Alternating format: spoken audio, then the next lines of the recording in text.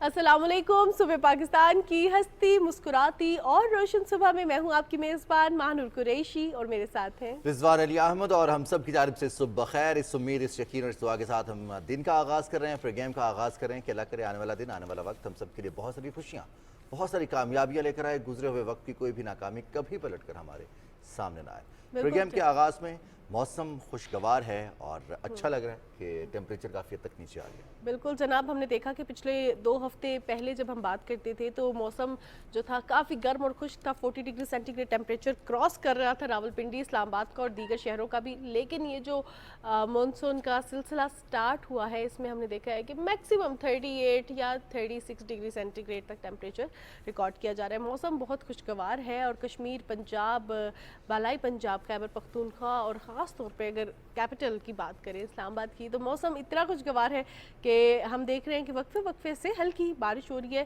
तेज़ बारिश अगर होती भी है तो उसका टाइम स्पेन बहुत कम होता है, जिसकी वजह से अभी तक हम देख रहे हैं कि कोई वाज़े बड़ी खबर सामने नहीं आई रिगार्डिंग द मॉनसून की। जो भी प्रॉब्लमेटिक सिचुएशन के हवाले से जो एनडीएमए ने भी पहले अलर्ट जारी कर दिए थे, क्योंकि मौसम ऐसा है कि बारिश बहुत हैवी रेनफॉल नहीं और हो अब रही देखते हैं हम कम वक्त में ज़्यादा बारिश हो जाती है। चलिए जी, अब हम कुछ जिक्र करते चलें मौसमी असरात की। तो जब बरतानिया में इलेक्शंस होते हैं तो वहाँ पर सबसे अहम फैक्टर वोटर्स के लिए देखा जाता है कि मौसम कैसा रहेगा, बारिश होगी नहीं होगी, जो सूरत हाल है मौसम की, क्योंकि ड्यूरेशन थोड़ा ज़्यादा होता है। सुबह 8 बजे से लेकर रात 8 बजे तक का वोटिंग टाइम होता है, तकरीबन 10 बजे तक का वोटिंग का टाइम होता है।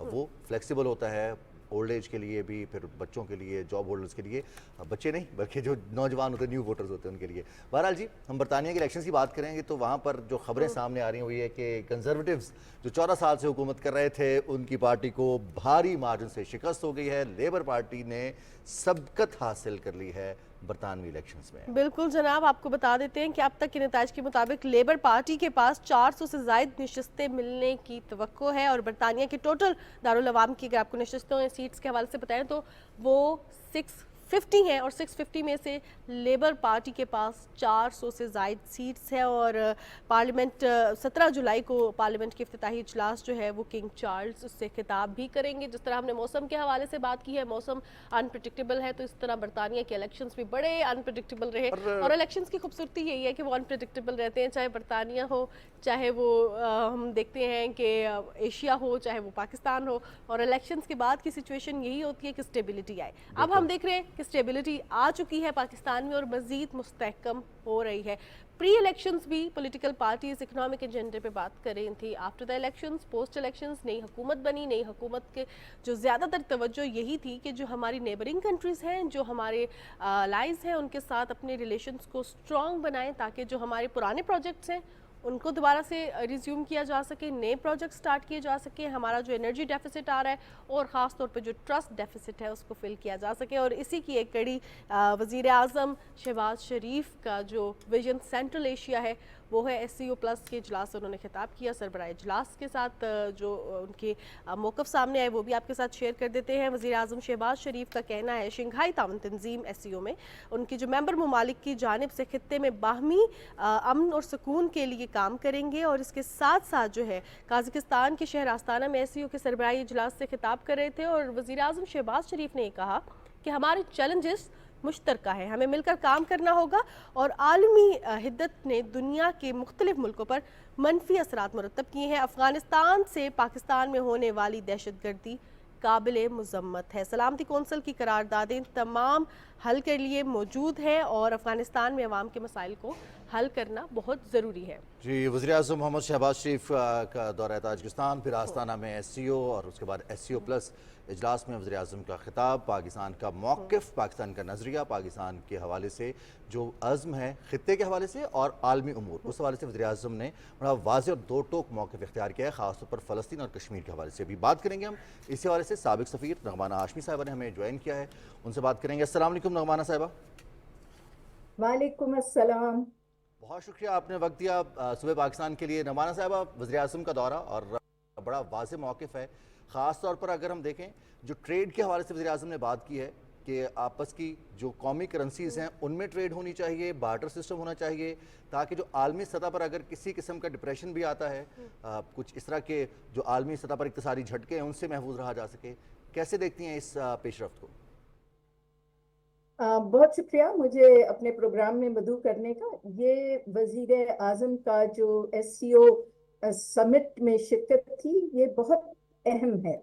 इसलिए अहम है कि ये समिट एक ऐसे वक्त पे हो रही है जब पूरा रीजन भी थोड़ा सा फ्लक्स में है और दुनिया भी एक फ्लक्स में है। इसलिए ये यूरेशियन कंट्रीज जो हैं, जो एससीओ जिनको रिप्रेजेंट करता है, उनका आपस में मिल बैठना और अहम फैसले करना, ना सिर्फ तिजारत के और इकोनॉमी के और ट्रेड के बारे में, बल्कि सिक्योरिटी के बारे में, टेररिज्म के बारे में और डेवलपमेंट के बारे में, ये बहुत अहम था। इसीलिए आपने देखा कि वजीर आजम ने वहाँ जो मुलाकातें की और जो अपनी उन्होंने council of heads of state से खिताब किया, उसमें उन्होंने बहुत वाजे अंदाज में 3-4 बातों की निशानदही की। पहले, जैसे आपने खुद कहा कि हमारे चैलेंजेस कॉमन हैं और उन कॉमन चैलेंजेस में 3-4 चीजें हैं। एक इकोनॉमिक डेवलपमेंट है, टेररिज्म है और उसके बाद आपकी सिक्योरिटी है। तो इकोनॉमिक डेवलपमेंट के जो है वो बाकी चीजों के साथ भी लिंक्ड है। इसीलिए वजीर आजम ने कहा कि ये बहुत जरूरी है कि जो बैनुल अक़वामी ताकतें हैं, जो इंटरनेशनल कम्युनिटी है, वो एक कॉम्प्रिहेंसिव एंगेजमेंट करे अफगानिस्तान के साथ, क्योंकि जब तक अफगानिस्तान में पीस नहीं आएगी, उनके लोगों के और अफगानिस्तान में अमन नहीं आएगा और तरक्की नहीं आएगी, ये रीजन हमारे लिए ब्लॉक्ड रहता है कनेक्टिविटी के हिसाब से। और ये वक्त है कि बढ़ चढ़ के हमें कनेक्टिविटी को फरोग देना चाहिए तमाम एससीओ ममालिक में, क्योंकि कनेक्टिविटी ही से आपकी आगे सोशियो इकोनॉमिक डेवलपमेंट में बढ़ेगी, जिसमें उन्होंने बहुत ही तफसील से सी पैक का और उसकी अहमियत का भी जिक्र किया है। इसी तरह आप देखेंगे कि अगर खित्ते में टेररिज्म है, और टेररिज्म का बाकी ममालिक ने भी जिक्र किया है, क्योंकि जब टेररिज्म होता है तो, और ख़ास तौर पे वो थर्ड कंट्रीज से होता है या आपके बाकी जो कुछ नेबरिंग कंट्रीज हैं वो स्टेट टेररिज्म में इन्वॉल्व होती हैं, तो उससे भी इंटरनल और एक्सटर्नल इनसिक्योरिटी होती है, जिसकी वजह से फिर ट्रेड पे भी और सोशो इकोनॉमिक डेवलपमेंट पे बहुत फर्क पड़ता है। इसीलिए बहुत जोर दे के शहबाज शरीफ साहब ने ये बात की है कि टेररिज्म चाहे किसी फॉर्म और मैनिफेस्टेशन में हो, और चाहे वो स्टेट टेररिज्म, उसे कंडेम करना चाहिए और हमें सबको मिलकर ये कोशिश करना चाहिए कि इस नासूर को खित्ते से हम खत्म करें, खास तौर पे जो स्टेट स्पॉन्सर्ड टेररिज्म है। तो ये एक बहुत अहम उन्होंने बात की, डेवलपमेंट की उन्होंने बहुत अहम बात की, और उसमें उन्होंने जो रूस और चीन का मौक़िफ़ भी था उसकी भी तायद की है कि हमें एससीओ करेंसी अब स्टैब्लिश करनी चाहिए और हमें अपनी करेंसीज में सॉर्ट ऑफ कॉमर्स और ट्रेड करनी चाहिए। और ख़ास तौर पे स्विफ्ट जो है, जो कि आपको पता है कि यूएसए लेड क्लियरिंग हाउस है, उसकी बजाय एससीओ का अपना क्लियरिंग हाउस होना चाहिए। और अभी आपने देखा है जो चाइना ने क्लियरिंग हाउस अपना बनाया है, उसमें अब बहुत ज़्यादा जो खित्ते में और हो रही है कॉमर्स एंड ट्रेड, वो युआन में भी हो रही है, रूबल्स में भी हो रही है, और लोकल करेंसीज में भी हो रही है। यूएई ने भी अभी किया है, तो उनको भी बहुत उससे फायदा हुआ है, पेट्रो डॉलर्स मतलब डीलिंक हो गए हैं। तो ये भी एक बहुत अहम पेशरफ्त है। और इससे बड़ी बात यह है कि सिक्योरिटी, ये आपको पता है एससीओ जो शुरू में बना तो वो टेररिज्म और सिक्योरिटी ही का उसका फोकस ज्यादा था, और इस पे भी प्राइम मिनिस्टर ने जोर दिया है कि सिक्योरिटी होनी चाहिए, और सिक्योरिटी को यकीन बनाने, मतलब उसको यकीनी बनाने का जो सबसे इम्पोर्टेंट और अहम तरीका है वो ये है कि यूनाइटेड नेशंस फ़ाल हो और मल्टीलैटरल डायलॉग हो, और यूनाइटेड नेशंस की जो करारदाद हैं जिन पे इतने 70 अब साल से ज्यादा हो गए हैं, अमल दरामद नहीं हो सका, चाहे वो कश्मीर के बारे में हो चाहे फलस्तीन के बारे में। तो ये बहुत जरूरी है कि एससीओ के ममालिक मिलके इस पे कॉमन स्टैंड लेके और स्ट्रेंथन करें यूएन को, और उनको उनको फोर्स करें कि वो अपनी करारदादों पे अमल दरामद करें। क्योंकि जब तक इस खित्ते के मसाइल जो अक़वाम मुत्तहिदा में अभी पेंडिंग हैं, जिनकी जो कोर मसाइल हैं वो हल नहीं होंगे, तो आगे की तरफ तरक्की और कॉमर्स और ट्रेड और डेवलपमेंट के और सिक्योरिटी और टेररिज्म के जो मामलात हैं वो उस तरह भरपूर तरीके से आगे लेके जाना मुश्किल हो जाता है। तो बड़ी जामे और बहुत मजबूत उन्होंने स्टेटमेंट दी है। गाजा का उन्होंने बहुत तफसील से जिक्र किया है, और उस पे उन्होंने कहा है कि एससीओ को डिमांड करना चाहिए कि फौरन इमीडिएट सीज फायर हो, और यहाँ जो जेनोसाइड इसराइल कर रहा है वेस्टर्न ताकतों की हिमायत के साथ, उसको फौरी तौर पे बंद किया जाए। सही। रगमाना हाशमी साहिबा, आपसे ये भी जानना चाहूँगी कि पाकिस्तान का जो विजन सेंट्रल एशिया है, अगर पाकिस्तान में हम एनर्जी के हवाले से बात करते हैं, दीगर माइन एंड मिनरल्स के हवाले से बात करते हैं, तो इसमें हम और ममालिक के साथ भी कोलैबोरेट करें और ममालिक के साथ भी हमारी एमओयू साइन है। सेंट्रल एशिया की तरफ रुख करना कितना इंपॉर्टेंट है, कितना बेनिफिशियल हो सकता है for the economic development of Pakistan as well? देखिए, जब सेंट्रल एशियन रियासतें क़याम में आई सोवियत यूनियन की इम्प्लोजन के बाद या डिसइंटीग्रेशन के बाद, तो हमने उस वक्त से ही ये फैसला कर लिया था कि हमारा विजन सेंट्रल एशिया होगा, और हम सेंट्रल एशिया की तरफ मार्केटें खोलेंगे। और हमारी उम्मीद यही थी कि पाकिस्तान एक इकोनॉमिक हब बनेगा और अफगानिस्तान में अब पीस आ जाएगी, डेवलपमेंट हो जाएगी, तो सेंट्रल एशिया तक के रास्ते ना सिर्फ पाकिस्तान के लिए बल्कि बाकी एशियन ममालिक के लिए भी खुल जाएंगे। और क्योंकि पाकिस्तान एक ऐसी जगह पे लोकेटेड है जियोग्राफिकली के एशिया और यूरोप से भी डायरेक्ट ट्रेड जो है पाकिस्तान के थ्रू ये सेंट्रल एशियन स्टेट्स में हो जाएगी, और हमारे इकोनॉमिक और ट्रेड ताल्लुकात बहुत बढ़ जाएंगे। लेकिन अनफॉर्चुनेटली आपने देखा कि पिछले 40 साल से और अभी भी अफगानिस्तान का जो स्टेट है अभी वो डिस्टेबलाइज्ड है। वहां पे अभी भी टेररिज्म है, वहां पे अभी भी इंस्टेबिलिटी इकोनॉमिक पॉलिटिकल है। तो इसीलिए प्राइम मिनिस्टर ने इस बात पे जोर दिया है कि पूरी इंटरनेशनल कम्युनिटी को चाहिए कि अब अफगानिस्तान से एंगेज करें, ताकि ये जो रास्ता है ये सबकी तरक्की के लिए खुले। इसमें देखिए, सेंट्रल एशियन बहुत ही रिसोर्स रिच हैं, जिसमें मिनरल्स हैं, ऑयल्स हैं, और बहुत चीजें हैं जो हम वहां से इंपोर्ट कर सकते हैं, गैस है।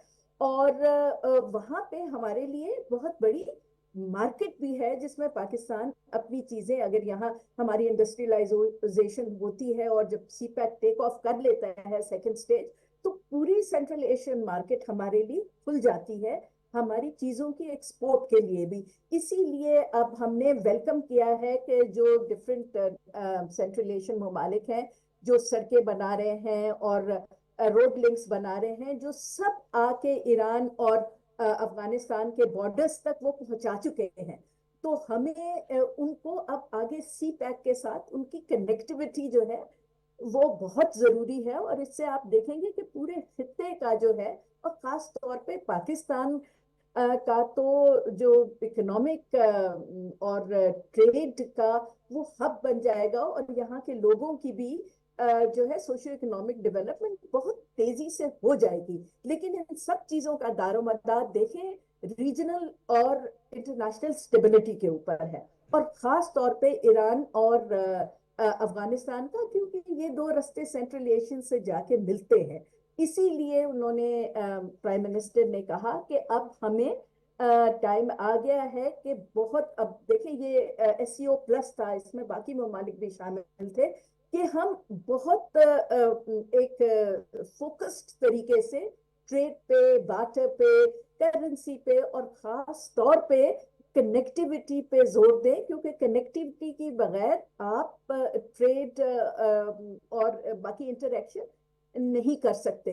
तो हम मुझे तो बहुत उम्मीद है कि इस विजिट के बाद इंशाल्लाह आगे जो एग्रीमेंट्स हुए हैं, जो अंडरस्टैंडिंग्स हुई हैं, वो सारी इन्हीं सब चीजों से रिलेटेड हैं, जिसमें सिक्योरिटी है, टेररिज्म है, ट्रेड, कॉमर्स, बार्टर, करेंसी के इश्यूज हैं, जिसपे एग्रीमेंट्स साइन हुए हैं और प्लान ऑफ एक्शन आगे अभी इवॉल्व होगा। और इसमें बड़ी खुशाइन बात यह है कि अक्टूबर में पाकिस्तान जो है वो head of governments of SCO की, यानी उनके प्राइम मिनिस्टर्स की समिट होगी, जो पाकिस्तान उसकी मेजबानी करेगा।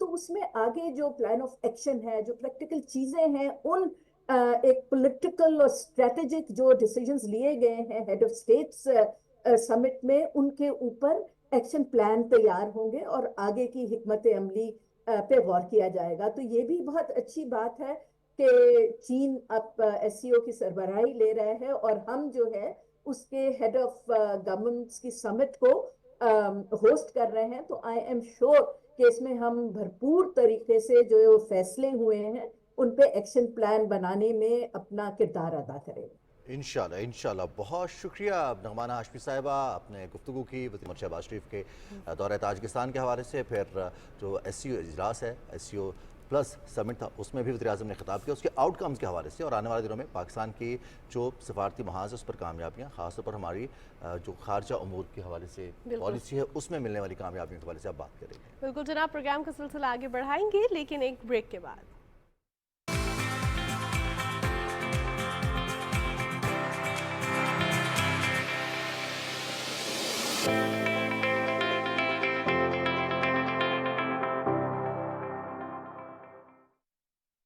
बात हो जमहूरी अक़दार की या सियासी इंतशार की,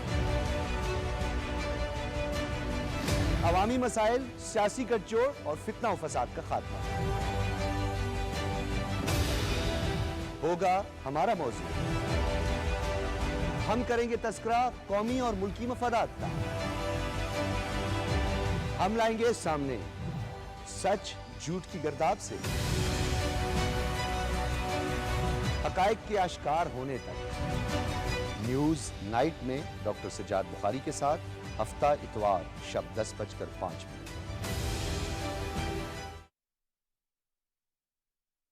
इक़रा बिस्मि रब्बिकल्लज़ी खलक़।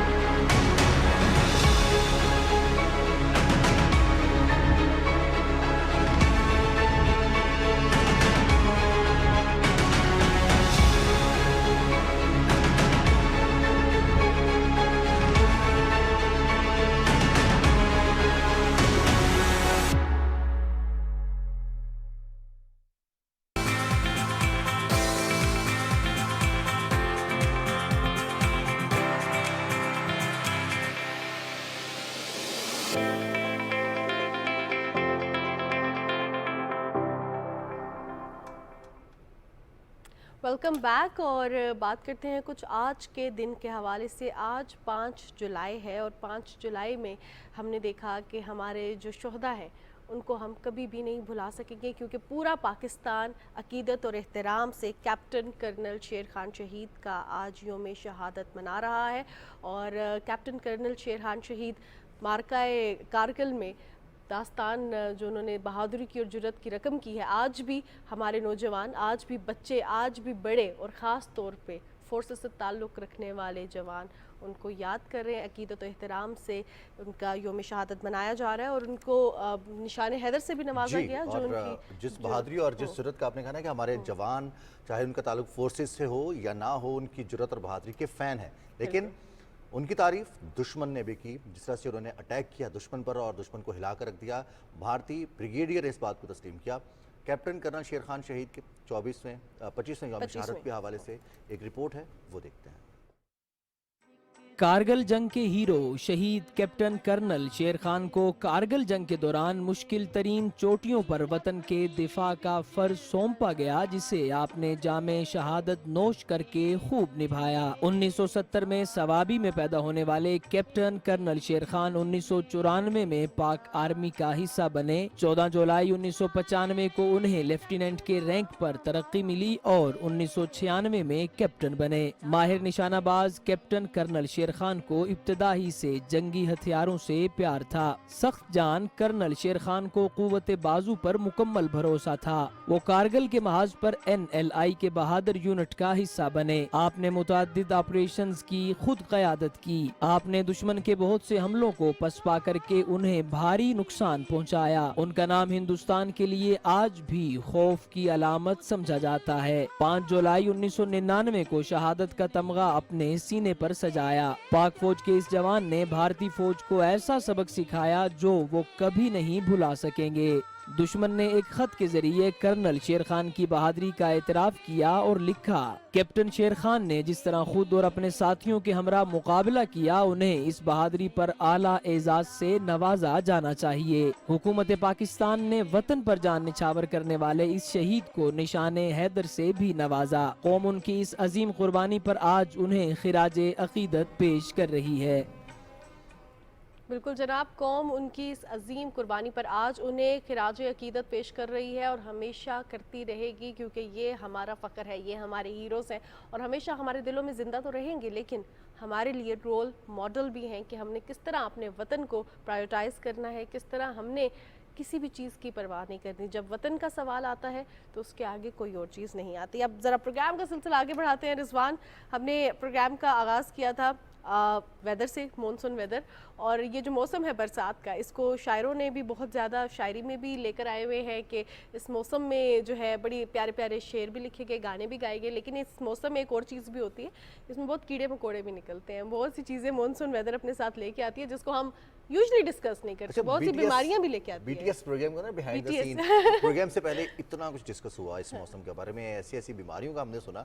खासतौर पर महानूर जिक्र कर रही थी कि कौन कौन से ऐसे इंसान को जो वबाई अमराज हैं वो भी लाक हो सकते हैं, फिर कुछ पुराने दर्द हैं वो भी जाग जाते हैं। पता नहीं इसमें बारिश और शायराना जिक्र है, शायराना दिल के दर्द और फिजिकल दर्द दोनों जाग जाते हैं। सैयद फैसल महमूद साहब हमारे साथ मौजूद हैं, डॉक्टर हैं, और उनसे जानते हैं कि वबाई अमराज कौन कौन से हो सकते हैं और महफूज हम कैसे रह सकते हैं। बिल्कुल जनाब, डॉक्टर साहब प्रोग्राम में आपको खुशामदीद कहते हैं और आपसे ये जानना चाहूँगी कि जो मॉनसून का वेदर है ये कितनी बीमारियाँ अपने साथ लेकर आता है। अस्सलाम वालेकुम जी। तो आप बुलाने का शुक्रिया। तो देखिए, मानसून का जो सीज़न होता है हमारा, ये गर्मियों का मौसम होता है, इसमें बारिशें बहुत होती हैं ऑब्वियसली, ऐसा हमको मालूम है, मगर बारिशों के साथ ये भी होता है कि आलूदा पानी बहुत जमा होता है और हमारे पीने के पानी में भी आलूदा पानी जो है वो शामिल होता है। तो जो बीमारियां हैं वो एक तरह से दो किस्म की हैं।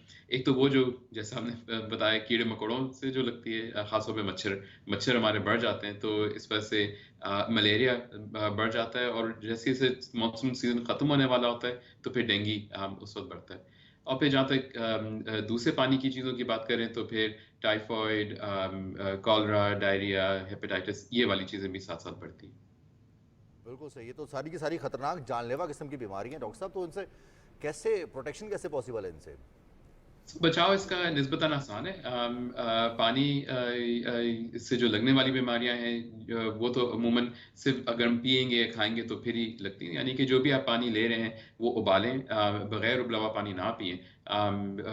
दूसरी चीज़ ये कि जब आप जो भी आप चीज़ ले रहे हैं जिसके अंदर कच्चा पानी हो, जैसे कि कोई चटनी हो गई या कोई ऐसी सब्जी जो कच्चा खा रहे हैं जैसे सलाद वगैरह हो गया, तो उसको भी जब धो लें तो उसको भी पीने के पानी यानी उबले वाले पानी से उसको खंगाल लें।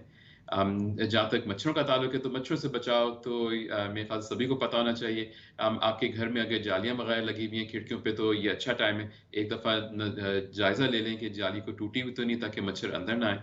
दूसरी चीज़ ये कि वो जगह जहाँ पे मच्छर छुपे हुए होते हैं, जैसे कि कुर्सियों मेज़ों के नीचे, पर्दों के पीछे, या ऐसे कोई कमरा जो इस्तेमाल नहीं होता, जैसे स्टोर हो गया, अक्सर वहाँ पे लोग नहीं जाते, तो वहाँ पे ज़रा स्प्रे कर लें।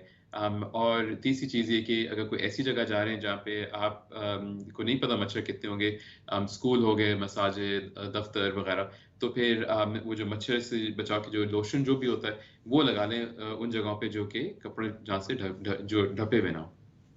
सही डॉक्टर साहब, ये तो मच्छर हो गए, लेकिन इस मौसम में हम देखते हैं कि कॉकरोच बहुत ज़्यादा निकलते हैं, छिपकलियाँ बहुत ज़्यादा निकलती हैं, खटमल। और अब बात ये है कि हम अपने घरों की भी सफाई कर रहे होते हैं, लेकिन ऐसी हब्स का मौसम है और ऐसे नमी का मौसम है कि जिन चेयर्स पर हम ऑफिस में बैठते हैं, जब बैठते उठते हैं तो खारिश हो रही होती है और फिर हम टेंशन में बार बार हाथ भी धो रहे होते हैं। हमें समझ नहीं आती कि क्या हमारे से अनहाइजेनिक चीज़ हुई है कि हमारी स्किन के ये इशू स्टार्ट हो गए।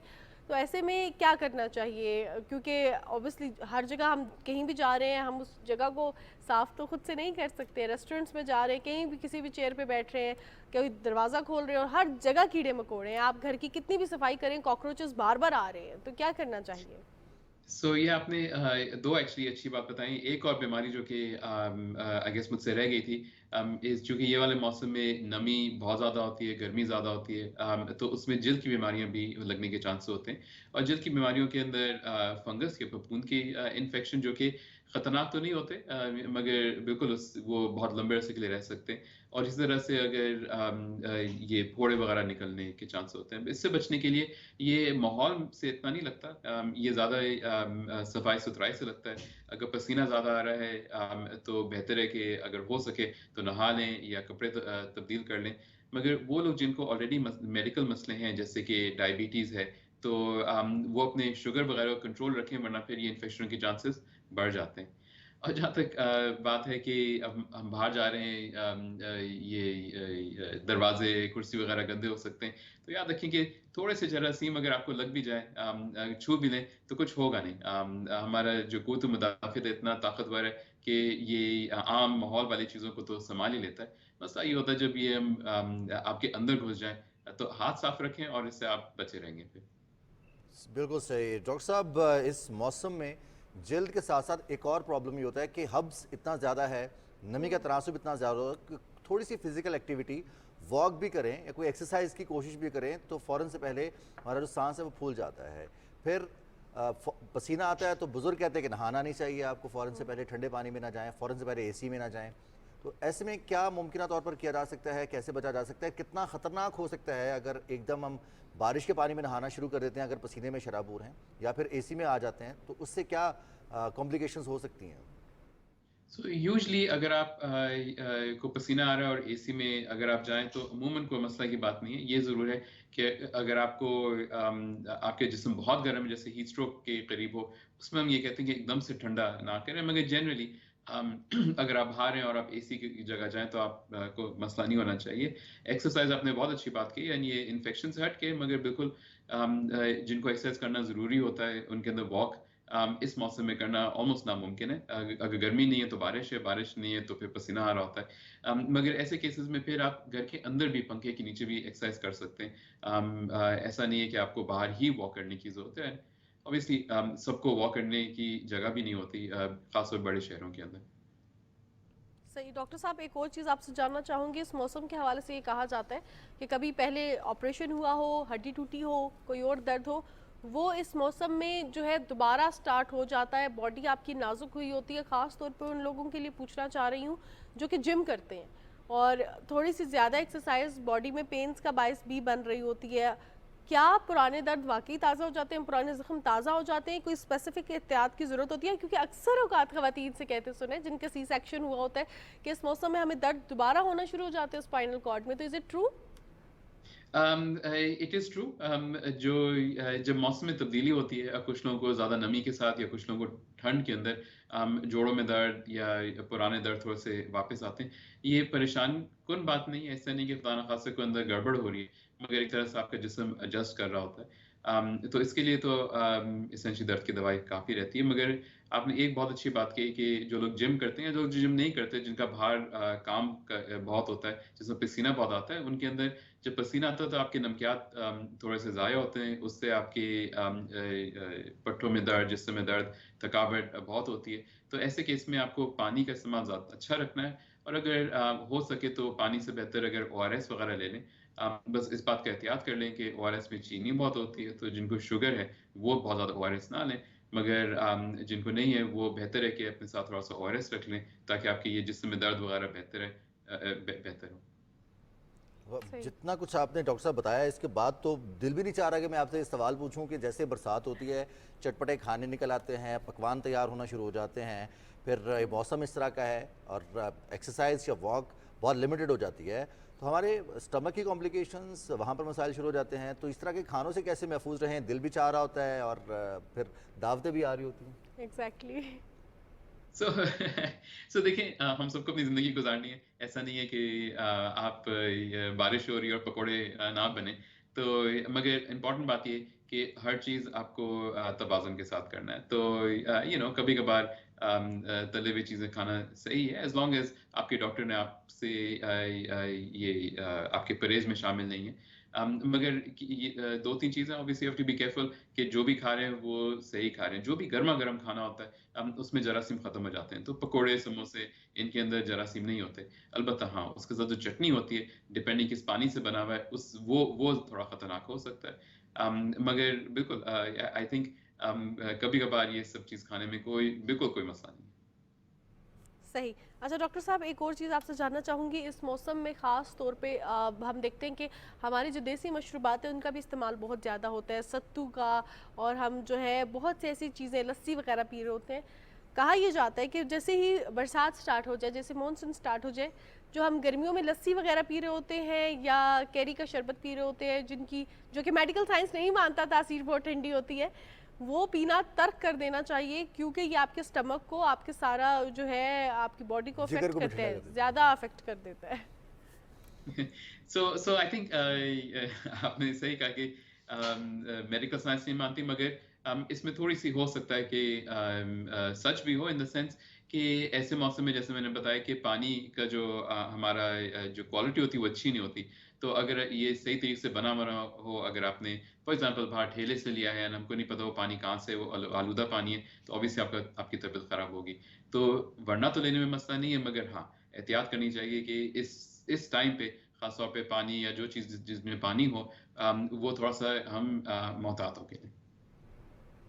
सही। बिल्कुल सही। अब थोड़ा सा हम रुक कर लेते हैं डॉक्टर साहब। बहुत सारे ऐसे लोग जो मेडिकेशन की तरफ चले जाते हैं, इस मौसम में होने वाला बुखार या इस मौसम में होने वाला नज़ला ज़ुकाम वो किस तरफ लीड कर सकता है अगर प्रॉपरली अपने मुआलिज से रब्ता नहीं किया जा सकता? सेल्फ मेडिकेशन, कि आपको गला ख़राब है या खांसी है, नज़ला ज़ुकाम, बुखार है, ये वो चीज़ें हैं कि आप ओवर द काउंटर जाके कह लेते हैं हमें पैराडोल दे दीजिए या हमें ये दवाई दे दीजिए ताकि हम ठीक हो जाएँ। कितना ख़तरनाक हो सकता है, कितनी कॉम्प्लिकेशंस हो सकती हैं इस तरह की आगे चलकर? ये आपका बहुत अच्छा सवाल है, क्योंकि देखें, अगर किसी को हल्का नज़ला, ज़ुकाम, खांसी, हल्का बुखार हो रहा है, तो उसके अंदर जाके बुखार उतारने वाली दवाइयाँ या नज़ले की जो दवाइयाँ होती हैं वो लेने में कोई हर्ज नहीं है, एज़ लॉन्ग एज़ ये ख्याल रख लें कि अगर तबीयत 3 से 4 दिन ज़्यादा हो गई, अगर तबीयत ज़्यादा ख़राब है, तो डेफ़िनिटली अपने डॉक्टर से रुजू करें। मगर एक प्रैक्टिस जो कि बहुत अक्सर हम देखते हैं, जो बहुत ही ख़तरनाक है, वो ये कि जैसे ही थोड़ा-सा गला ख़राब हुआ, थोड़ा-सा बुखार हुआ, तो जाके मेडिकल स्टोर से एंटीबायोटिक लोग ले लेते हैं। ये बहुत ख़तरनाक है, क्योंकि एक दफ़ा आप एंटीबायोटिक लेते हैं तो और अक्सर ये वायरस के इन्फेक्शन होते हैं, ना सिर्फ़ ये काम नहीं करती, मगर आपके जितने भी अच्छे जरासीम होते हैं, वो सब ख़त्म हो जाते हैं। और जब अच्छे जरासीम आपके ख़त्म होते हैं, तो तकरीबन 1 साल लगता है इनको वापस आने में, और ये वही जरासीम है जो आपकी मदद कर रहे होते हैं। तो ये प्लीज़ ना करें कि हल्का सा गला ख़राब हो, बुखार हो रहा हो, तो फटाफट लोग जाके एंटीबायोटिक उठा लेते हैं। एंटीबायोटिक इसमें ना हेल्प करेगा, बल्कि बहुत नुकसान पहुँचाएगा। सही। डॉक्टर साहब, आपने एंटीबायोटिक के हवाले से बात की है, तो मैं आपसे अब ये जानना चाहूँगी कि इस मौसम में अगर आपको पुराने दर्द जाग रहे हैं, हड्डियों का दर्द है, कमर का है, जोड़ों का दर्द है, ज़्यादा एक्सरसाइज कर ली है और उसके बाद बहुत ज़्यादा सिर दर्द है, तो क्या करें फिर? आपने जिस तरह पानी के हवाले से बात की, तो फिर पेन किलर्स ना लें, बेड रेस्ट नहीं, कितने दिन करें? क्योंकि हमने इर्द गिर्द देखा है, एंड इवन मेरे साथ भी ऐसा हुआ कि थोड़ी सी ज़्यादा एक्सरसाइज कर लो तो 3-3, 4-4 दिन तक जो है वो तबीयत ख़राब रहती है, बॉडी पेन्स रहते हैं। जी, तो अगर एक्सरसाइज़ की है जिसमें दर्द ज़्यादा हो रहा है, तो फिर 2-3 चीज़ें आप कर सकते हैं। नंबर 1, जैसे मैंने बताया कि आप अपने नमकियात को बेहतर करें। ओआरएस फॉर एग्ज़ाम्पल, इससे आपके नमकियात वापस आएँगे। खाने-पीने में जैसे फल हो गए, ख़ास तौर पे वो फल जिनके अंदर पोटेशियम ज़्यादा होता है, जैसे कि केला हो गया, खजूर हो गए, वो आपको बेहतर करेगा। दर्द की दवाई लेने में कोई मसला नहीं है, दर्द की दवाई बिल्कुल आप ले सकते हैं। कुछ दर्द की दवाएँ जैसे कि पैराडोल, पैरासिटामोल, ये वाली होती हैं। ये वाली दर्द की दवाइयाँ सेफ़ होती हैं। जो दूसरी दर्द की दवाइयाँ होती हैं, वो ठीक होती हैं, मगर वो थोड़ा-सा बहुत ज़्यादा लेने की ज़रूरत नहीं है। मगर प्लीज़ याद रखें कि इन सब चीज़ों में चीनी बहुत होती है, तो जिनको शुगर है जिनके ब्लड प्रेशर वैसे ही बढ़ा होता है वो थोड़ा सा एहतियात करें। बिल्कुल सही। डॉक्टर सैयद फैसल साहब से रिक्वेस्ट ये करनी है आखिर में कि कोई एक पैगाम ऐसा जो लोग खामोशी से खुले दिल से खुशी से तस्लीम करते हैं, एक ऐसी एडवाइस। वैसे नसीहत सुनना इतना आसान नहीं होता, ना उस पर अमल करना आसान होता है, लेकिन ऐसी नसीहत करने का अंदाज़ आपका यकीनी तौर पर बड़ा ज़बरदस्त है। तो हम चाहेंगे कि आप कोई ऐसा पैगाम दीजिए कि लोग अपनी ज़िंदगी में बेहतरी ला सकें। बिल्कुल, आई थिंक सबसे इम्पोर्टेंट चीज़ ये है कि हम सबको थोड़ा सा बैलेंस रखने की ज़रूरत है। थोड़ा सा ना ज़्यादा परहेज़ भी नहीं, बहुत कम परहेज़ भी नहीं।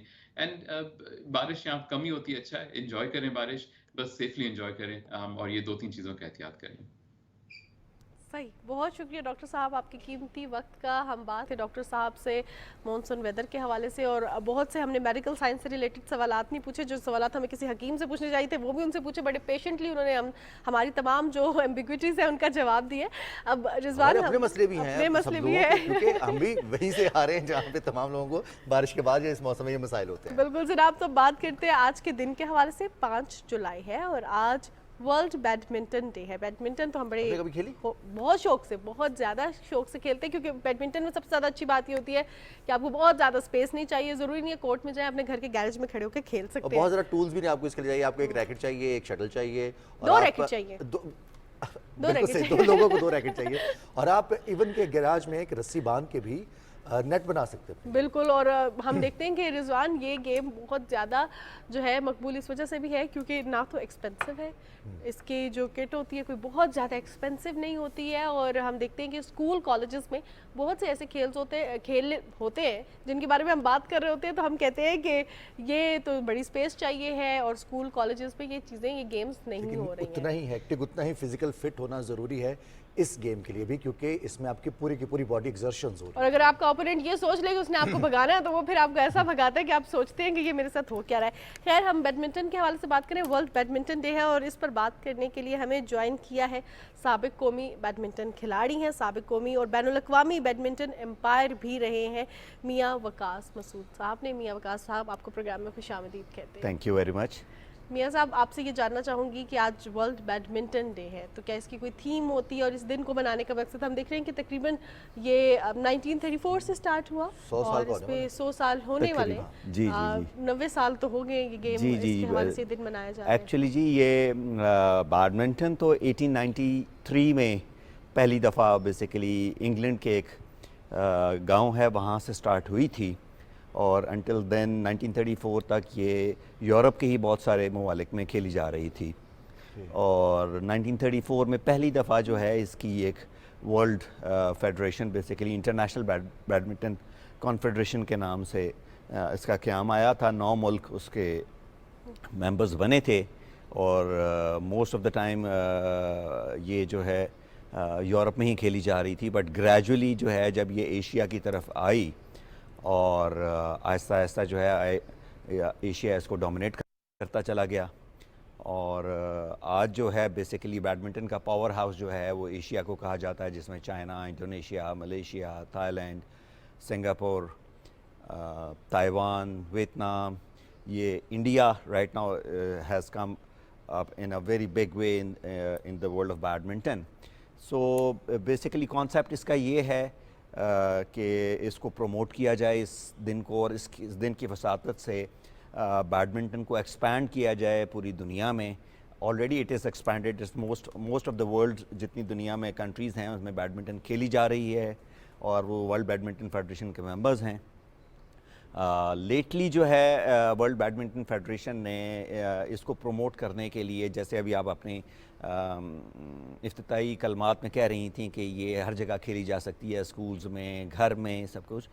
तो चूँकि पहले इसके कॉम्पिटिशन्स जो होते थे बैडमिंटन के, मोस्टली दे वर इंडोर का हॉल्स में कॉम्पिटिशन्स होते थे, लेकिन इसके ऊपर, और यही वजह थी कि इसके ऊपर काफ़ी रिसर्च हो रही थी कि कैसे इसका कोई ऐसा कॉन्सेप्ट किया जाए कि ये आउटडोर कॉम्पिटिशन्स में भी बेसिकली हो जाए, ताकि लोग इसको इंजॉय कर सकें।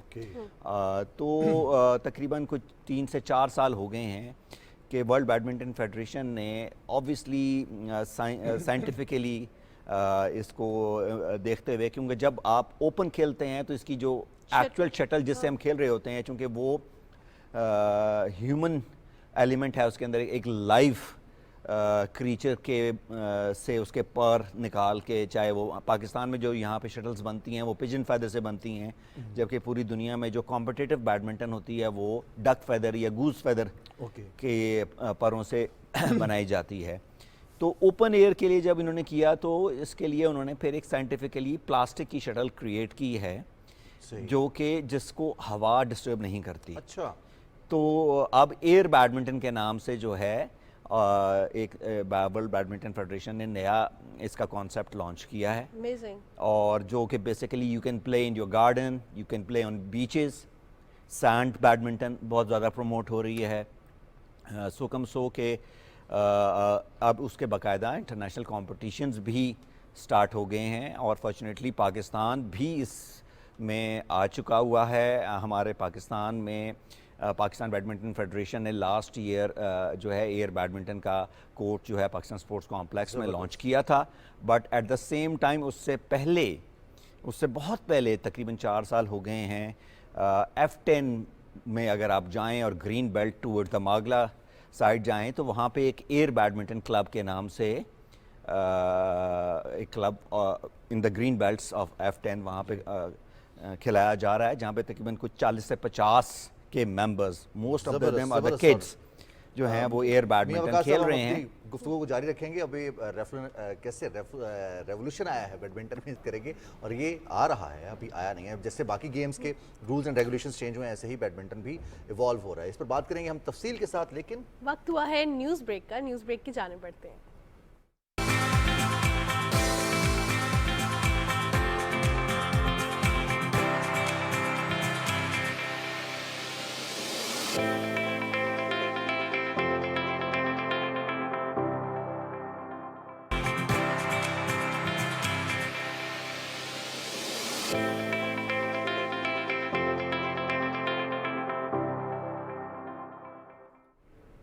जी जनाब, एक बार फिर आपको सुबह पाकिस्तान में खुशामदीद कहते हैं। न्यूज़ ब्रेक पर जाने से पहले हम बात कर रहे थे बैडमिंटन के हवाले से, और हमारे साथ प्रोग्राम में मियां वकास मसूद मौजूद हैं जो कि साबिक बैडमिंटन के खिलाड़ी भी हैं, कौमी लेवल पे खेलते रहे हैं और बैनुल-अक़वामी बैडमिंटन के और कौमी लेवल पे भी he was umpire as well.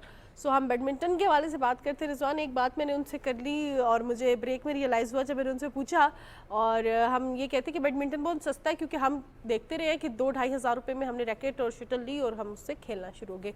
लेकिन जो प्रोफेशनल रैकेट है, जब ब्रेक में मैंने उनका देखा और उनसे प्राइस पूछी तो मैं हैरान हो गई कि ये भी काफ़ी महंगा है। तो मैं आपसे वकास साहब दरख्वास्त करूँगी ज़रा ये रैकेट दिखाएँ, इसकी स्पेसिफिकेशन और इसकी ज़रा प्राइस बताइएगा। जी ma'am, thank you very much. बात यही है कि अब स्पोर्ट्स कोई भी है वो चीप नहीं रही, it has become very expensive. Technology की चेंज की वजह से ग्राफाइट रैकेट्स हैं, कार्बन शाफ्ट में आ रहे हैं, टाइटेनियम शाफ्ट में आ रहे हैं, तो उसकी वजह से जो है ये रैकेट गेयर्स जो हैं they have become very expensive. International competitions में जो रैकेट्स हैं बेसिकली वो 2-3 ब्रांड्स जो हैं बैडमिंटन में, योनेक्स जैसे एक बहुत फेमस ब्रांड है रैकेट्स का, इसी तरह लीनिंग है, चाइना का बहुत फेमस ब्रांड है, विक्टर है बेसिकली कोरियन ब्रांड है।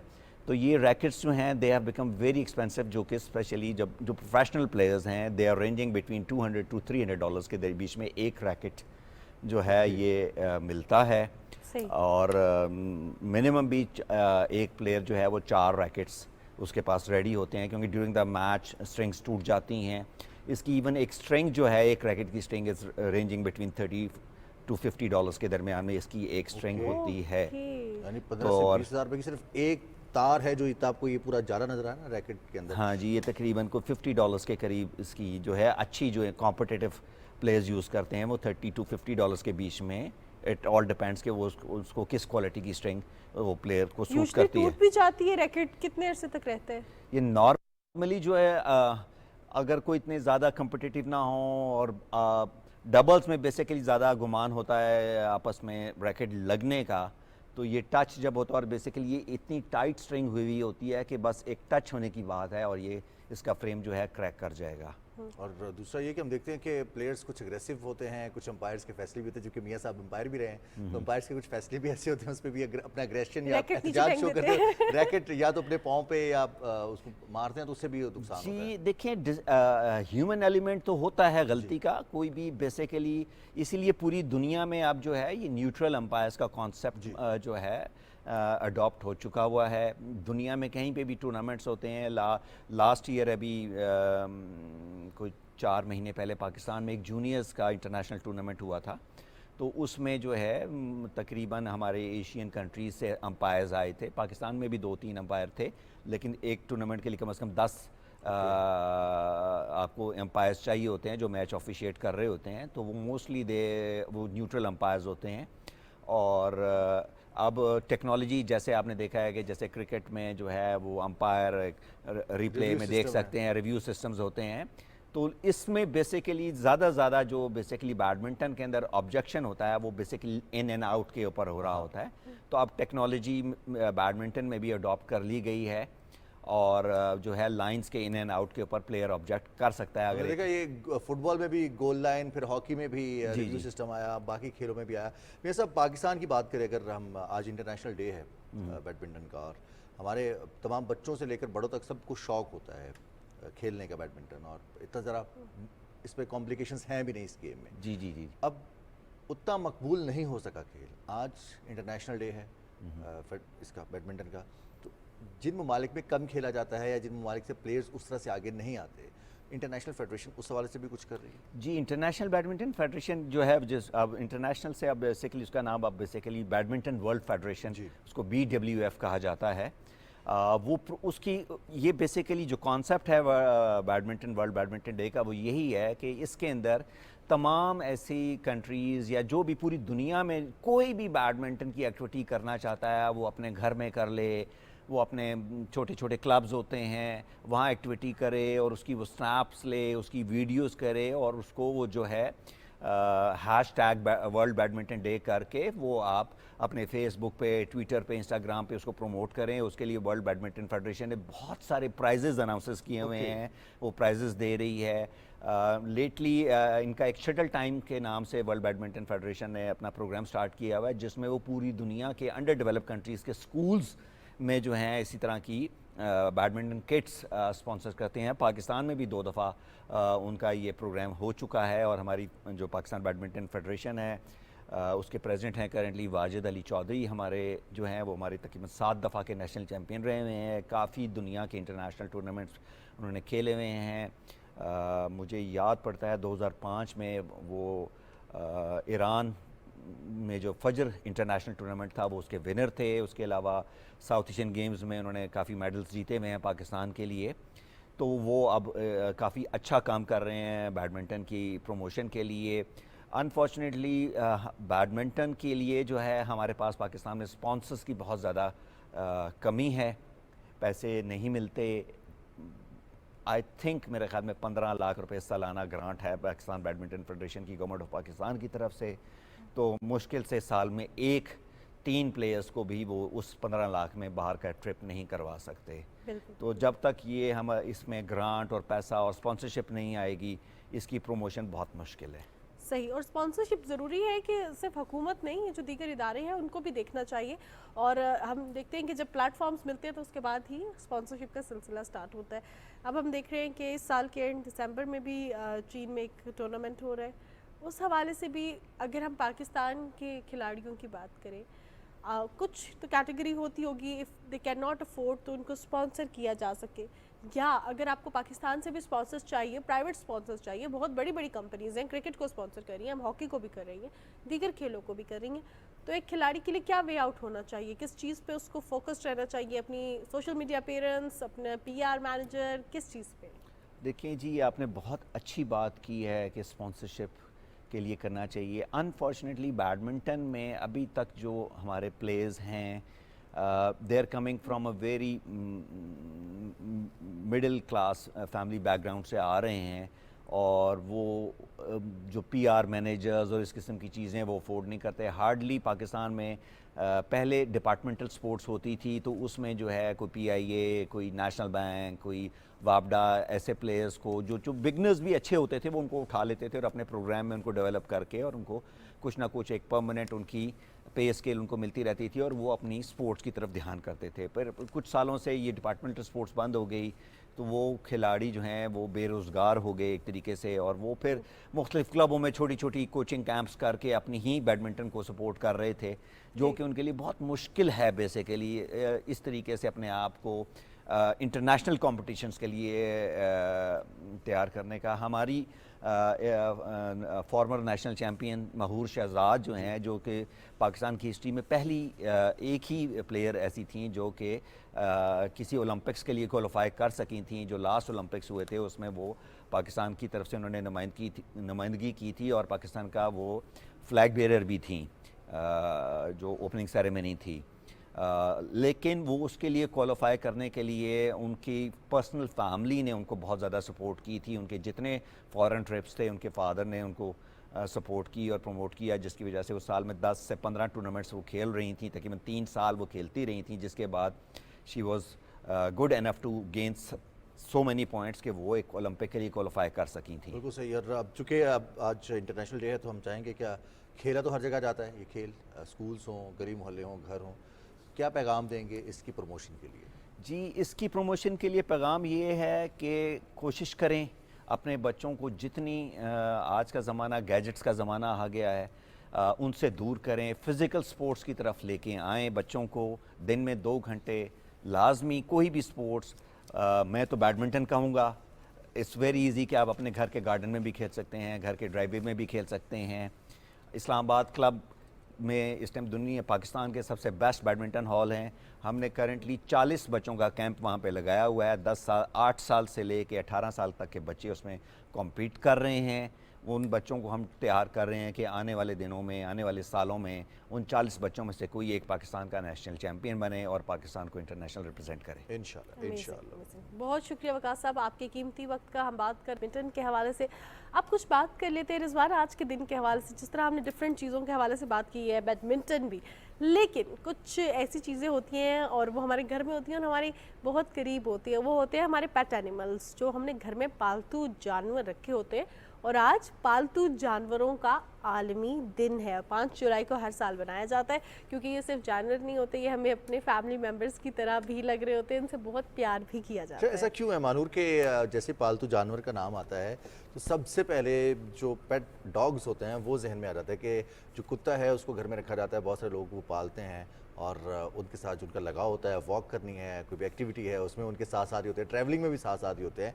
हालांकि बहुत सारे लोगों ने बिल्लियाँ भी पाल रखी होती हैं, बहुत सारे लोगों ने बर्ड्स भी पाल रखे होते हैं, लेकिन आई थिंक जो मेरा अपना एक ऑब्जर्वेशन है उसके मुताबिक ये है कि शायद सबसे ज़्यादा पाला जाने वाला घर में जो जानवर है वो कुत्ता ही है। और शायद इसको वफादारी की वजह से भी हमारे माइंड में यही नाम आ रहा होता है, या वफादारी के साथ साथ हम देखते हैं कि एक सेंस ऑफ प्रोटेक्शन भी होता है। लेकिन कुछ पूडल बड़े प्यारे प्यारे से डॉग्स होते हैं जो कि पेट्स होते हैं और वो प्रोटेक्शन के लिए यूज़ नहीं होते, बल्कि मालिक को उनकी हिफाजत करनी पड़ती है और वो गुम जाते हैं और मालिक जो है परेशान हो रहा होता है। आज के दिन होता ही है कि बहुत सारे लोग जिन्होंने पेट एनिमल्स रखे होते हैं वो एक जगह इकट्ठे होते हैं, या फिर सोशल मीडिया पर कोई ऐसी गैदरिंग हो जाती है जहाँ पे सब लोग किसी न किसी तरह से पार्टिसिपेट कर रहे होते हैं, अपने अपने जानवरों की खुसूसियात बता रहे होते हैं, उनकी आदत के बारे में बात कर रहे होते हैं और आज के दिन अपनी कहानियाँ शेयर कर रहे होते हैं, जिसका बेसिक मकसद यही है कि उन लोगों को मज़ीद इंकरेज किया जाए जो पालतू जानवर रखते हैं, घर में पालते हैं, उनको अपने साथ रखते हैं और किसी ना किसी तरह से अपना दिल लगाने का या एंटी डिप्रेसेंट, एंटी एंग्जाइटी के तौर पर उन्हें इस्तेमाल करते हैं। बिल्कुल जनाब, और ये जो है बहुत बड़ी जिम्मेदारी भी होती है। जब भी पेट्स रखें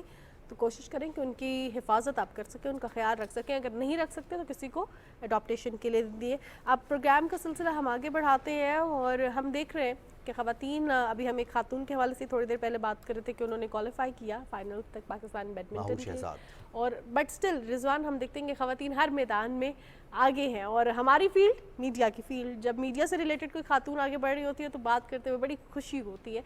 चैलेंजिंग भी है, चैलेंजिंग के साथ साथ उस चैलेंजिंग सिचुएशन से अपॉर्चुनिटीज़ ढूंढना और ऐसे एरिया में ढूंढना जिसमें कल्चरली भी आप पे कुछ रिस्ट्रिक्शंस भी लागू होती हैं। हम बात कर रहे हैं जी बलूचिस्तान से ताल्लुक़ रखने वाली सहाफ़ी व्लॉगर हैं जी अनीता जलील बलोच की। और अनीता जलील जो कि बलूचिस्तान की पहली व्लॉगर हैं, जबकि इसके साथ साथ मकरान डिवीज़न की पहली रिपोर्टिंग सहाफ़ी हैं जो कि फील्ड में जाकर रिपोर्ट कर रही है। हमारे साथ मौजूद हैं अनीता जलील बलोच। अनीता, अस्सलाम वालेकुम। वालेकुम सलाम, कैसे हैं आप? अल्हम्दुलिल्लाह, thank you very much. Anita, कैसा आइडिया आया आपको कि आपको व्लॉगिंग करनी चाहिए? ये व्लॉगिंग स्टार्ट किया आपने तब पता चला कि आप पहली व्लॉगर हैं बलूचिस्तान की, या आपको पता था इसलिए आपने स्टार्ट कर दिया? नहीं, मुझे अंदाज़ा नहीं था कि मैं पहली ब्लॉगर कहलाऊंगी या मुझे एजाज़ मिलेगा। बेसिकली मैं लिपसिंग वीडियोस बनाया करती थी, तो उसके बाद जो है मैंने काफ़ी लोगों के साथ कोलैबोरेशंस की थी। उस टाइम पर 2018-17 की बात थी। फिर मैंने ब्लॉग्स देखने स्टार्ट किए। कराची से बहुत से ब्लॉगर्स थे, उनके मीटअप्स पे जाती रही मैं। फिर मुझे आइडिया आया कि लोग मुझसे अक्सर पूछते हैं जब मैं कराची की तरफ आती हूँ या कहीं किसी और सिटी जाती हूँ कि ग्वादर में कितनी तरक्की हुई है, ग्वादर के लोग कैसे रहते हैं, क्या काम करते हैं। तो अक्सर ऐसे सवालात मुझे सुनने को मिलते थे। तो मैंने सोचा क्यों ना मैं वीडियोस बनाकर लोगों को बताना शुरू करूँ कि लोगों का लाइफस्टाइल क्या है, यहाँ के लोग क्या काम करते हैं, और जो जिन प्रोजेक्ट्स के बारे में बातचीत होती है उनका क्या यहाँ पर अपडेट है। इसीलिए मैंने जब ब्लॉगिंग स्टार्ट की तो उसकी बाद ही खैर मुझे पता चला कि मैं पहली ब्लॉगर हूँ पूरे बलूचिस्तान से। उससे पहले मुझे नहीं आइडिया था इस चीज़ का। ज़बरदस्त। सही सही। अनीता, तो ये बताइएगा कि घर में किसने सपोर्ट किया कि आपने व्लॉगिंग स्टार्ट की? क्योंकि व्लॉगिंग एक ऐसी चीज़ होती है, ऑब्वियसली आप सोशल मीडिया पे कर रहे हैं, आपके पास लोगों का फीडबैक बहुत अनसेंसर्ड वे में आ रहा होता है, थोड़ी सी परेशानी भी लाहक हो जाती है, फैमिली भी थोड़ी रिलक्टेंट होती है। स्क्रीन पे बैठ के हम बहुत एक प्रोटेक्टिव इन्वायरमेंट में होते हैं as compare to social media. तो ये इसमें कोई फैमिली बहुत सपोर्टिव हो और बहुत साथ देने वाली हो तो तभी बेटियां आगे बढ़ती हैं। तो आपकी फैमिली में कौन ऐसा था जिसने आपको बहुत सपोर्ट किया? इनिशियल स्टेज पे तो मुझे किसी ने सपोर्ट नहीं किया, ना फैमिली की तरफ से ना फ्रेंड्स की तरफ से। इवन मैं जब अब्बू से मैंने फर्स्ट टाइम इजाज़त मांगी थी तो वो पहले तो उन्होंने मना कर दी थी, क्योंकि हमारा माहौल इस तरह नहीं था कि कोई लड़की सोशल मीडिया पे एक्टिव नहीं थी बलूचिस्तान से। और व्लॉगिंग तो दूर दूर तक किसी को मालूम ही नहीं था कि कोई कॉन्सेप्ट भी है यहाँ पर। तो अब्बू को मैं दिखाना स्टार्ट किया, लोगों के ब्लॉग्स बताए, दिखाए, उनकी इंटरेस्ट की चीज़ें दिखाई। तो पहले तो उनकी डिमांड थी कि मैंने नकाब करके ब्लॉग करना है, और मैं इस चीज़ के अगेंस्ट थी कि मैं तो चाहती हूँ कि लोग मुझे पहचाने, मैं तो चाहती हूँ कि लोग जाने कि एक लड़की ग्वादर से और वो ये सब काम कर रही है, मैं क्यों अपनी आइडेंटिटी छुपाऊँ। तो अब्बू को कन्विंस करने में मुझे 1 साल तो पूरे लग गए। कभी खाना ना खाऊं, कभी लड़ाइयाँ हो जाए, तो मैं और मेरे अब्बू ही हैं घर पे। तो वो अब मेरी मोहब्बत में मजबूर हो गए। उन्होंने मुझे परमिशन तो दे दी, लेकिन फिर आहिस्ता-आहिस्ता जो है चीज़ें नॉर्मलाइज़ होने लगी। मैं कहती हूँ 5 साल हो गए मुझे इस फ़ील्ड में, अब भी उस तरह से चीज़ें नॉर्मलाइज़ नहीं हुई हैं, लेकिन लोगों ने कर दी है एक्सेप्ट कि हाँ, भई ये करती है, ब्लॉगिंग करती है या फ़ील्ड पे जाके काम करती है। अब लोगों ने एक्सेप्ट करना शुरू कर दिया है। अब स्टार्टिंग में ये था कि जब मुझे पता चला खुद कि मैं पूरे बलूचिस्तान की पहली फीमेल ब्लॉगर हूँ, तब थोड़ा-सा फैमिली की तरफ से सपोर्ट आया था, क्योंकि उनको पता चला कि हाँ, ये कोई ऐसा चीज़ कर रही है जो बहुत यूनिक है, इसमें कोई खराबी नहीं है, कोई गलत चीज़ नहीं है। तो थोड़ा बहुत सपोर्ट मुझे तब मिलना शुरू हुआ 2 साल बाद। बिल्कुल। और जो रिवायात हैं ये किसी तरह से हमारा एक तरह से ट्रेंड भी बन जाता है और फैशन भी बन जाता है। हम देखते हैं बहुत ही मारूफ सिंगर हैं, उन्होंने नकाब के साथ सिंगिंग का आगाज़ किया। बलूचिस्तान की पहली रैपर खातून है वो। अब थोड़ा सा हम बात करेंगे आपके सहाफ़ती करियर के हवाले से भी।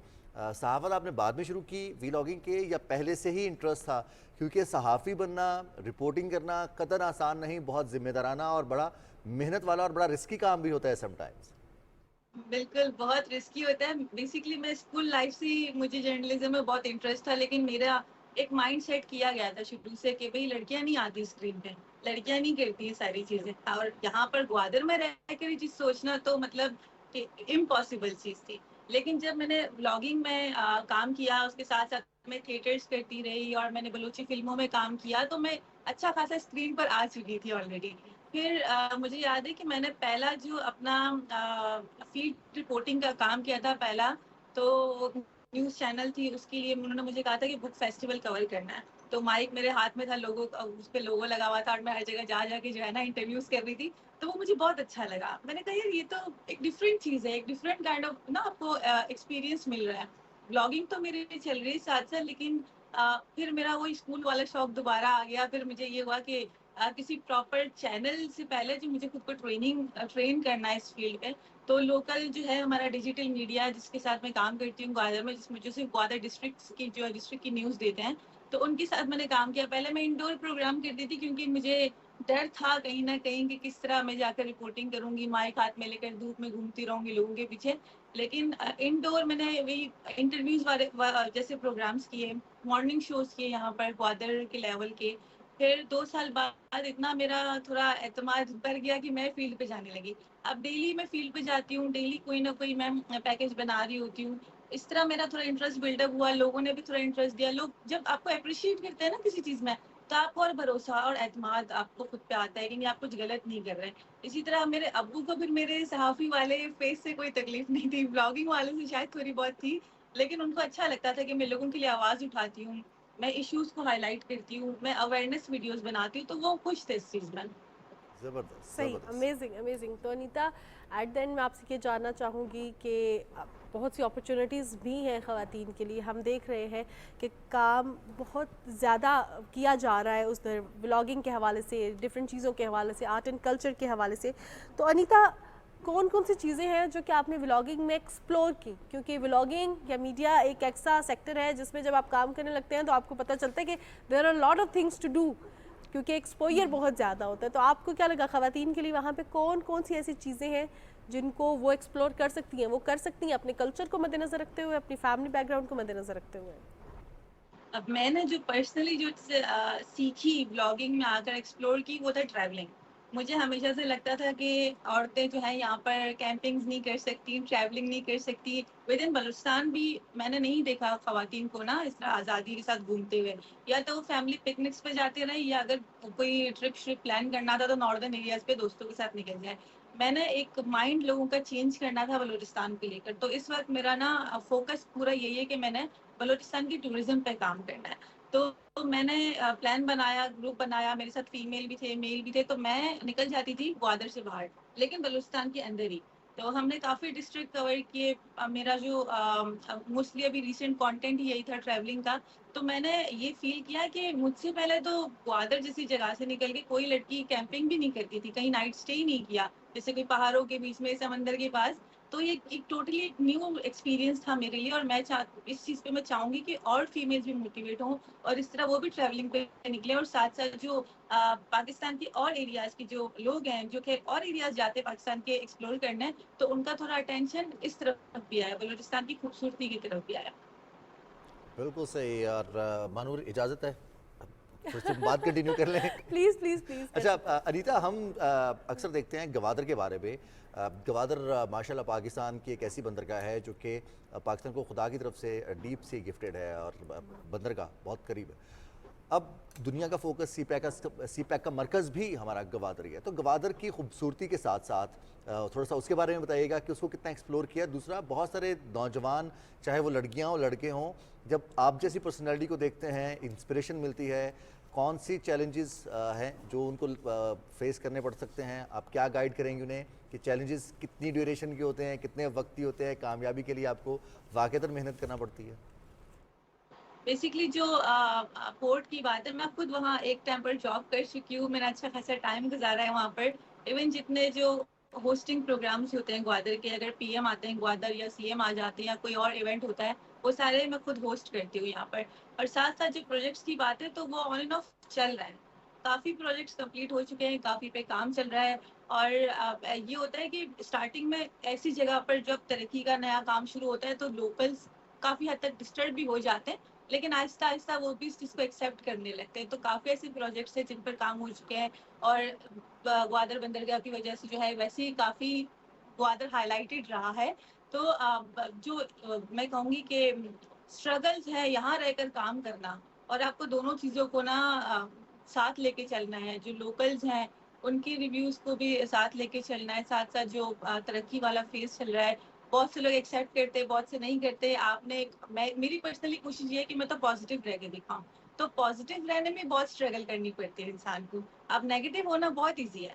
मैं चाहूँ तो अभी अगेंस्ट लिखना शुरू कर दूं या बोलना शुरू कर दूं किसी प्रोजेक्ट के या किसी और काम के, लेकिन पॉजिटिव होकर रहना यह बहुत मुश्किल है। मैंने पर्सनली बड़ा इस चीज़ को फेस किया है। स्टार्टिंग में तो खैर बिल्कुल ही एक्सेप्टेंस नहीं थी जो काम मैं करती थी, लेकिन साथ साथ व्लॉगिंग के अलावा मैंने जैसे बाकी चीज़ों में काम करना शुरू किया, होस्टिंग करती रही, एज अ ट्रैवल गाइड भी काम किया मैंने, एज अ जर्नलिस्ट भी काम कर रही हूँ। तो पॉजिटिव रहकर काम करना ये इतना मुश्किल है कि आपको बस अपने कान बंद करने पड़ते हैं और अपना जो फोकस है सिर्फ अपने गोल पे रखना पड़ता है, या वहाँ की बिल्कुल नहीं सुननी पड़ती।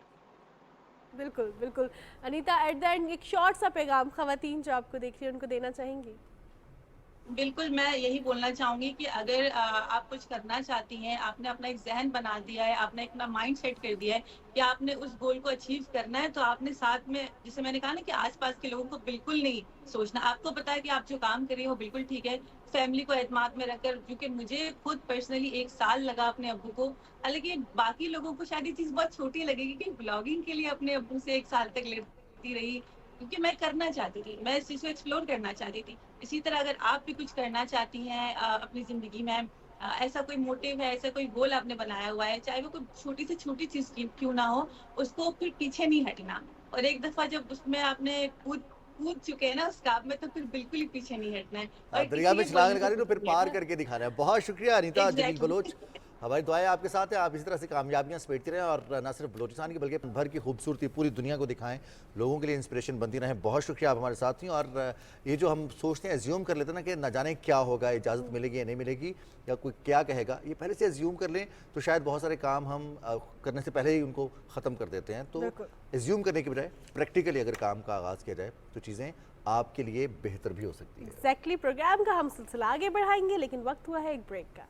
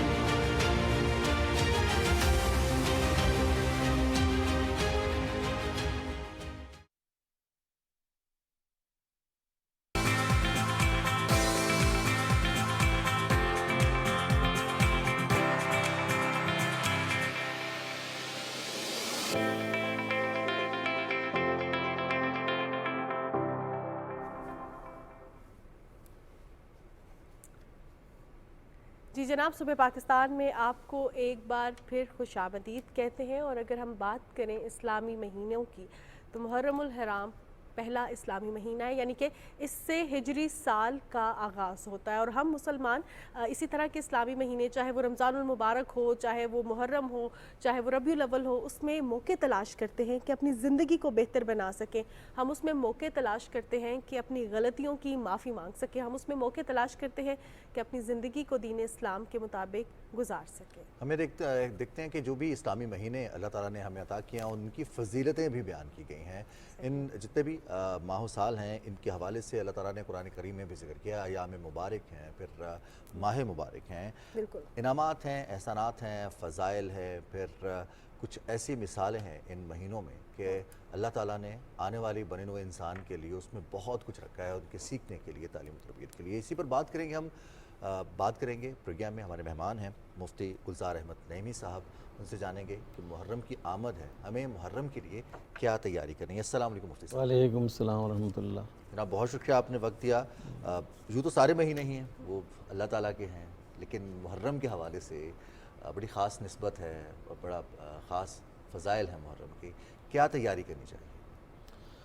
बिस्मिल्लाहिर्रहमानिर्रहीम। बहुत शुक्रिया। और माह मुहर्रम जो है वो हमें बिल्कुल हमारी सर पर है और आना ही चाहता है।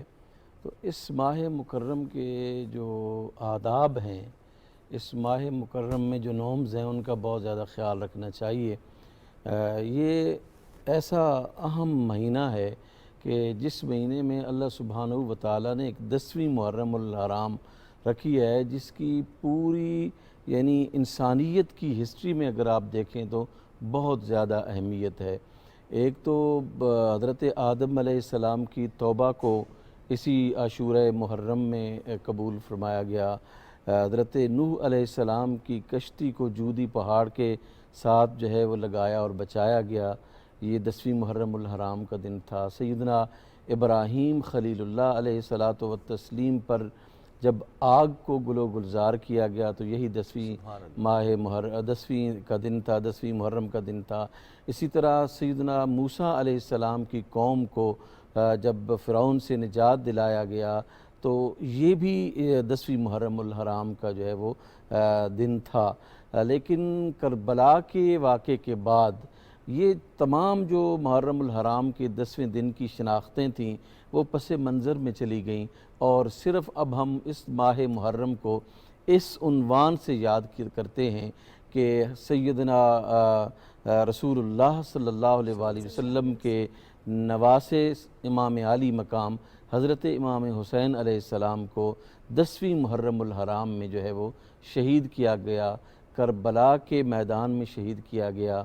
आपके तमाम अज़्ज़ा व अकारिब को जो है वो शहीद किया गया। मस्तूरात बैत रसूल को जो है वो बेबहा मुशक्क़तें, तकालीफ़ और जुल्म व सितम जो है वो ढाया गया। तो इस तनाजुर में हमें देखना ये है कि देखें कि हमने इस दिन को और इन मुहर्रम के दिनों को किस तरह हमें जो है ना वो मनाना चाहिए, अमन के साथ, सुकून के साथ, सलामती के साथ, और एक दूसरे के साथ जो है वो इस करबला के गम को शेयर करने के साथ, और इस तरह ख़ूबसूरत बयानात के साथ कि ये माह मुहर्रम जो है वो अमन और सलामती के महीनों के तौर पर जो है वो अहले पाकिस्तान बल्कि अहले दुनिया पर जो है वो गुज़र जाए।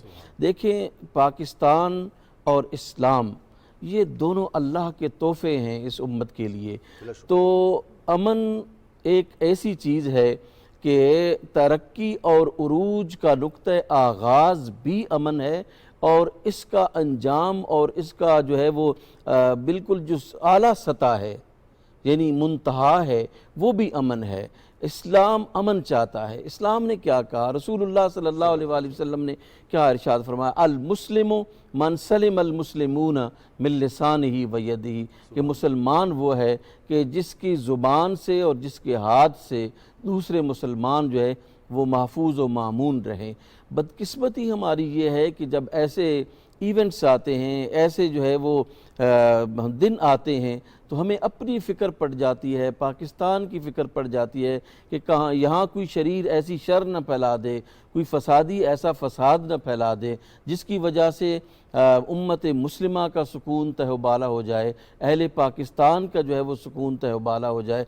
मैं ये समझता हूँ कि इस दिन के और मुहर्रमुल हराम के लिए जो हमें सबसे बड़ी और सबसे ज़्यादा तैयारी करनी है वो ये है कि इस मुल्क में अमन व अमान कायम रहे, और उस अमन और सलामती के साए में रहकर हम आशूरा मुहर्रम को मनाएं, और उन लोगों को, उन हस्तियों का गम जो है वो मनाएं जिन हस्तियों के शहादत पर न सिर्फ इंसान रोए बल्कि पूरी कायनात रोई, रसूल खुदा सल्लल्लाहु अलैहि वसल्लम रोए। और मैं ये समझता हूँ कि उनका गम जो है वो असले ईमान है। हमें खौफ के आलम में नहीं बल्कि मोहब्बत के आलम में, उन हस्तियों के साथ प्यार के आलम में हमें यानी बेखौफ व ख़तर होकर एक ऐसी फ़ज़ा क्रिएट करनी चाहिए जिसके ज़रिए से हम जो है वो इस माह मुहर्रम को मना सकें।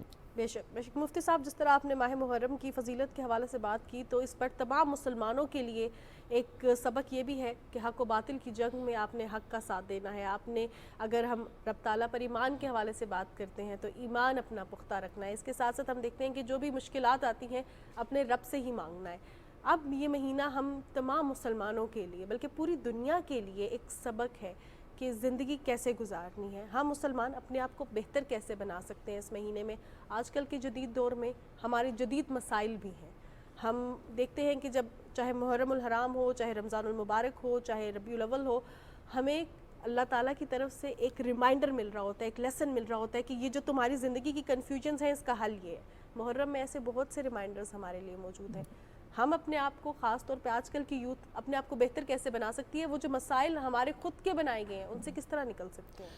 बहुत अहम बात आपने की है। मैं ये समझता हूँ कि देखें कि हमें ये नहीं, करबला का दर्स क्या है, करबला से हमें क्या हासिल होता है, ये है कि तुम्हें हक़ का साथ देना है, बातिल के मुकाबले में आपने खड़े होना है, चाहे आपकी तादाद कम है या चाहे आपकी तादाद ज़्यादा है, ये मैटर नहीं करता। मैटर ये करता है कि आप रहमान के साथ खड़े हैं, मैटर ये करता है कि आप शैतान के साथ खड़े हैं। ये दोनों में से आपका इंतखाब है कि आपने किसके साथ खड़ा होना है। आपने देखा है कि जो रहमान के साथ खड़े होते हैं वो कभी भी दूसरों को तकलीफ़ नहीं देते, वो दूसरों के लिए मसाइल नहीं पैदा करते, वो दूसरों को अगर नुक्ता नज़र, उनका अपना नुक्ता नज़र अगर वो रखते हैं तो दूसरे को भी समझते हैं कि उनका भी एक नुक्ता नज़र है, वो उस नुक्ता नज़र को भी बर्दाश्त करने की सलाहियत रखते हैं। मैं ये समझता हूँ कि आज हमारे अंदर जो है वो ये सब्र और इस्तिकामत की जो कैफियत है बतौर ख़ास जो है हमारे जवानों, हमारे बेटों और बेटियों की ज़हनों में, वो ये है कि ये जज्बातियत जो है वो बहुत ज़्यादा आ गई है। मामूली बात पर हम अपने जज्बात को इरिटेशन की तरफ लेके जाते हैं जो बिल्कुल नादुरुस्त है। मैं ये समझता हूँ कि सब्र के साथ, करबला के दर्स के साथ, सब्र के साथ हमें ये ज़िंदगी गुजारनी है। देखें, एक जैसा वक्त नहीं रहता, कभी अच्छा आता है, कभी बुरा आता है। अच्छे वक्त में हमें अल्लाह का शुक्र अदा करना चाहिए, और अगर कोई ऐसा वक्त आ जाए जो मुश्किलात का, इब्तिला का और आजमाइश का वक्त आता है, उस वक्त में भी हमें रुजू अल्लाह की तरफ ही रखना चाहिए और उसी से आसानियाँ मांगनी चाहिए। इस वजह से कि आसानियाँ और मुश्किलात उसी तरफ से आती हैं, उसके साथ जो ताल्लुक़ रखता है, जो लौ लगाता है, वो कभी भी खासिर और नाकाम नहीं होता। हम अपने बनाए हुए उसूलों के मुताबिक जब भी हम डिफ़ीट होती है हमें, हम फिर जज्बातियत का शिकार हो जाते हैं और फिर अपने लिए, अपने वालिदैन के लिए, घरों के लिए मसाइल पैदा करते हैं। मैं ये समझता हूँ कि कुरान ने जो हमें हुक्म इरशाद फरमाया है कि वलमन सबरा व गफ़रा इन्न ज़ालिका लमिन आज़मिल उमूर, जिसने सब्र किया और जिसने दूसरों को माफ़ कर दिया, ये बहुत बड़े लोगों के काम हैं। इन ज़ालिका लमिन आज़मिल उमूर, कुरान, ये बड़े लोगों के काम है। ये छोड़, तो सब्र करना करबला का दर्स है, सब्र करना रसूलुल्लाह का दर्स है, खुद खुदा का हुक्म है। इस वजह से हमें जज्बातियत से निकल कर जो मामूली एक ऐसा जो है वो रिसेस का पीरियड आता है, उसमें हम जो है वो जज्बाती नहीं हों, बल्कि अपने दीन से और अल्लाह और उसके रसूल से और उसकी किताब से हमें दर्स लेना चाहिए। क्योंकि वक्त हमारे पास कम है, इस पर हम बड़ी तवील गुफ्तगू कर सकते हैं मुफ्ती साहब, कि हम ये जो इस्तिकामत का आपने लफ्ज़ इस्तेमाल किया है, एक ये पूरा अमल है, फिर तवक्कल अल्लाह कैसे हासिल कर सकते हैं मुख्तसरन हमारे नाज़रीन के लिए आखिर में? देखिए, एक चीज़ जो इस्लाम ने हमें दी है ना सर, वो ये है कि आपके हाथ में कोई चीज़ नहीं है, सुभान अल्लाह, अल्लाह सुब्हानहू व तआला के हाथ में सब कुछ है। बेशक बेशक। ये इस तनाजुर में हमें अपनी ज़िंदगी गुजारनी चाहिए कि हम हज़ार अच्छाइयों के पीछे भागते रहें, जब तक हमें वो खुशहाली नहीं देता उस वक़्त तक हमें खुशहाली नहीं मिलती, जब तक वो हमें सुकून नहीं देता। हम ये दुनिया की जो कमोडिटीज़ हैं इनको आप इस्तेमाल करके सुकून हासिल नहीं कर सकते। सुकून अल्लाह की ज़ात देने वाली है, मुश्किलात अल्लाह की ज़ात देने वाली है।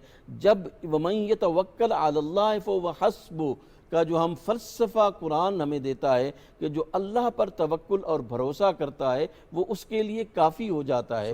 वो तो एक एक चीज़ को देख रहा है कि मेरे बंदे के दिल में मेरे साथ मोहब्बत है, मेरे लिए गम और खुशी बर्दाश्त कर रहा है, गम भी वो समझ रहा है कि अल्लाह की तरफ से, खुशी भी, तो फिर वो अल्लाह अपने बंदे को अकेले नहीं छोड़ता, वो फिर उसको शोहरत अता करता है, रिज्क देता है, औलाद देता है, दुनिया की खुशियाँ उसे अता फरमाता है। और अगर वो नहीं भी दे रहा तो उस पे भी अल्लाह की मसलियत है। जी ठीक है? जी जी अल्लाह जी, इंसान से जब 70 माओ से ज्यादा प्यार जी, करता है बिल्कुल। तो हम अपने आप को खुदा पे हमें सपुर्द पता कर नहीं दें। है, उसे पता है कि हमने इस मेरे अपने बंदे को मैंने खुशी कहाँ देनी है और गम कमें हमने कहाँ देना है। बहुत शुक्रिया मुफ्ती साहब, आपके कीमती वक्त का हमारे साथ प्रोग्राम में मुफ्ती गुलजार अहमद नईमी साहब मौजूद थे।